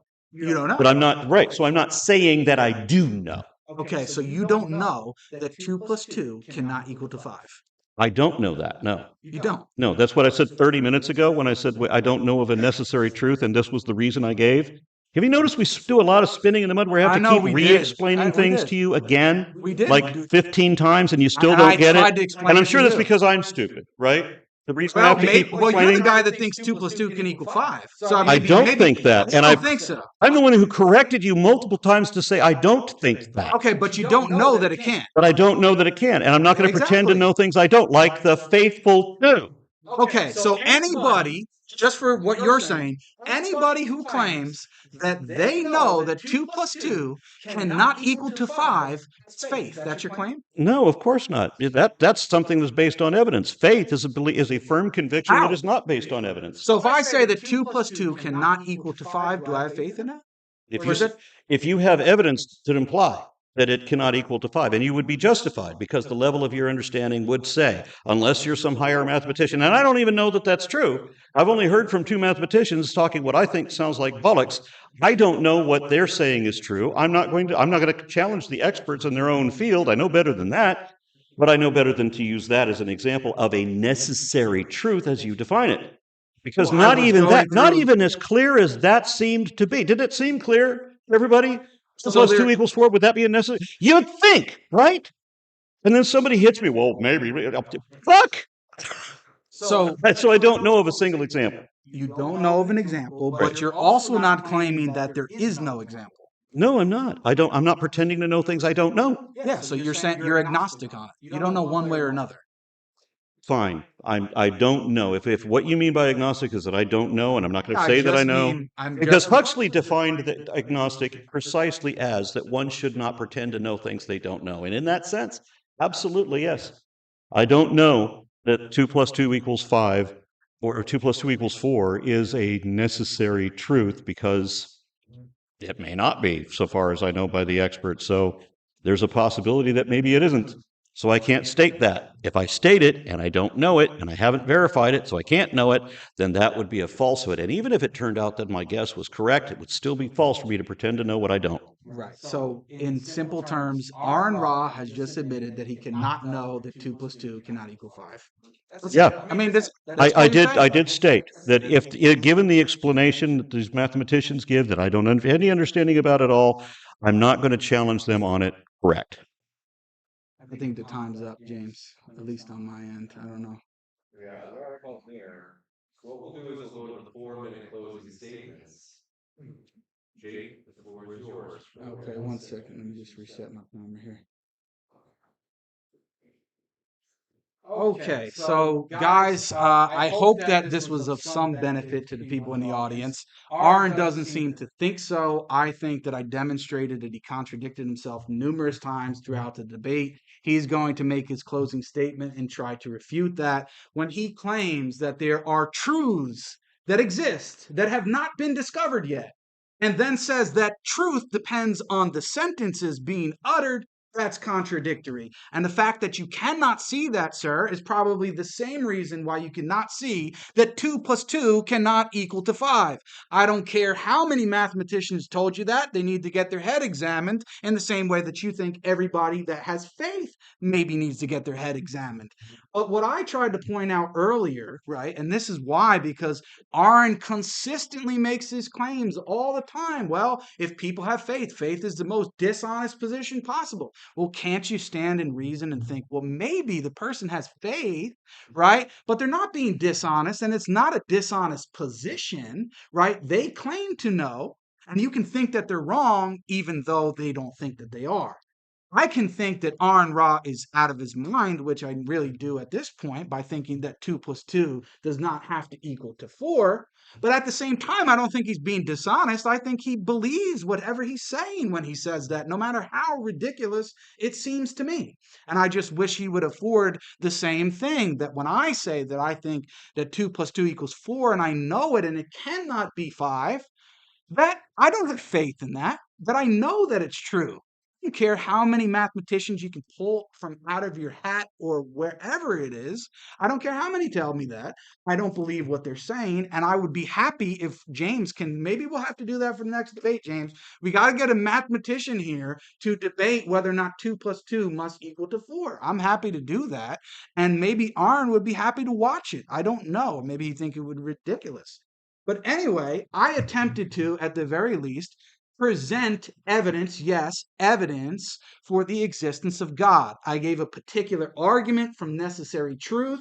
Unfortunately, we got bogged down in definitions about what truth is, what necessity is, the distinction between truth makers and truth bearers. Aron agrees with me that there's a distinction between things that exist, right, like this black microphone.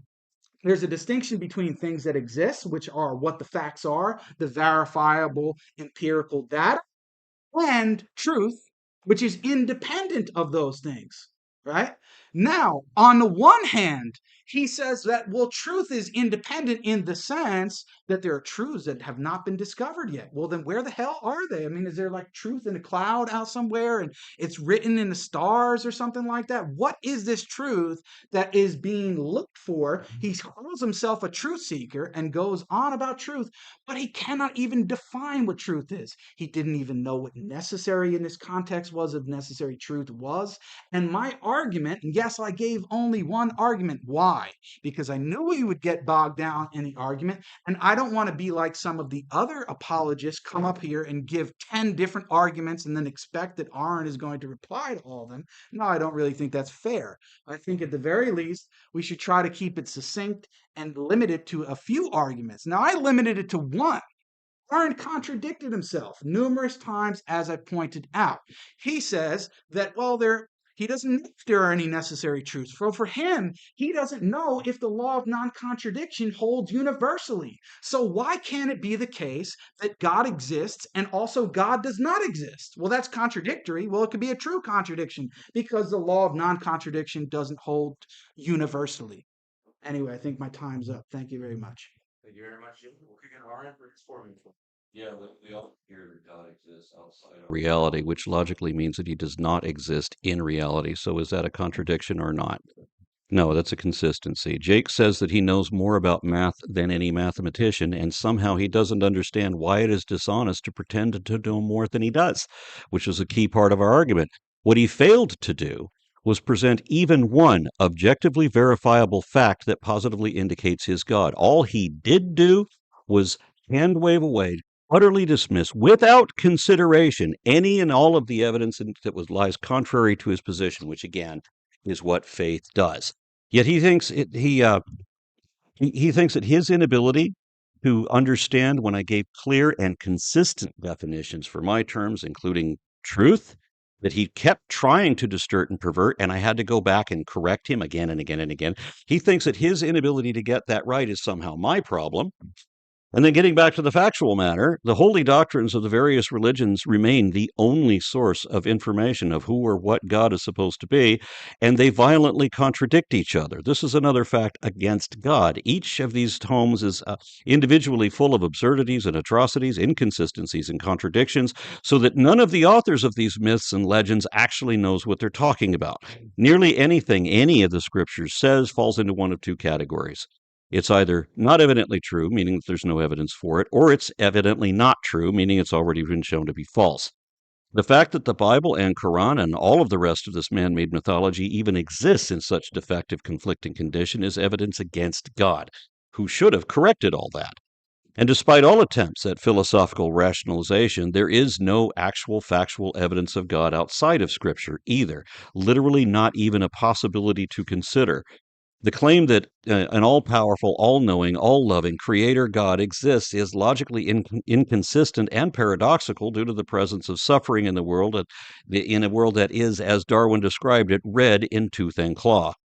The persistent existence of such a level of suffering throughout the Earth's history, as well as the extent of that history, remains in conflict with the attributes attributed to such a God. Moreover, considering the lack of logically coherent, verifiable evidence for the existence of the Abrahamic God specifically, it is reasonable to conclude that the claims of such deity are just a myth. It is essential to adhere to the fundamental principles of logic, which necessitate evidence and demonstrability when affirming the truth of a claim. Holding an absolute positive belief in anything, let alone something that lacks reliably verifiable proof, violates these principles. Rendering the claim of an Abrahamic God is not only a myth, but a baseless speculation, having no more credence than a claim that has already been proven false. Very often, believers may already know that there's no evidence of God or anything supernatural, but they're determined to make believe in it anyway for reasons that don't qualify as reason. So they have to find a way to shift the burden of proof onto the negative claim or onto someone who doesn't believe in their unsupported assertions of illogical, irrational, impossible absurdity. I mean, it should be that if you make a claim, you have to substantiate it or be dismissed and discredited for stating falsehoods. But faith is the most dishonest position it is possible to have because claiming facts that aren't facts and pretending to know things you don't know is what faith is all about. But in every other application, we would call that lying. The only way that faith could be any less honest or any more dishonest is if you're a religious apologist. Asserting speculation without reason and defending it against all reason is what apologetics is all about, making up any and all excuses to justify doctrinal errors and or to systematically dismiss or ignore any and all evidence against an a priori belief, to defend the faith even in those instances where you know it's not true. So they resort to an appeal to ignorance, as if they can assert whatever they want without any justification at all. We saw that tonight, and they think that they can refer to such lies as the absolute truth until or unless we can prove it false. Then apologists will still call it truth, even after it's been thoroughly disproved, because faith means never admitting when you're wrong. Because of one of the problems with a faith-based belief system is that there are required beliefs and prohibited beliefs where you're forbidden to admit certain truths that may call the faith into question because you have to believe a particular interpretation of doctrine no matter what, or else face the empty threat of eternal damnation. Additionally, there's usually an emotional attachment to certain faith beliefs, an often culturally conditioned, deep-seated need to believe that overrides our natural desire to understand.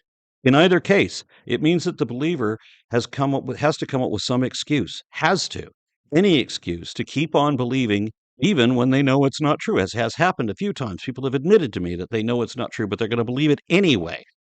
So they make up arguments instead of evidence, arguments that all require specific assumptions and typically depend on false dichotomy, where only two options are allowed and no others may be admitted, because the goal is not to seek the truth, but to avoid uncomfortable truths in defense of the faith. My problem is, and this is sincere, this is my problem, I can't relate to this. I can't choose to believe whatever I want to, especially when it's apparently indefensible, when there is no truth to it. The difference in our positions is that I want to know whatever the truth is, regardless what I might rather believe, whereas the faithful just want to believe whatever they want to, regardless what the truth is. Judging by several admissions I've heard, these so-called true believers apparently don't even care what the truth is. They want to make believe something else instead. Time will go into the Q&A. So, Chris will be the MC for the Q&A. So Chris, thanks so much. And if they just speak into the green light there on them. So you want to have the knob pointed toward them. Right here in front of the camera. Hey guys, there's a little preamble, but I'll make it quick. The topic isn't can I frame a question that Aron can't answer or what doesn't Aron know? It's is the evidence for or against God? So for clarity, features of reality are the actual. They are not true. Sentences express a concept. Neither the sentence nor the concept is true.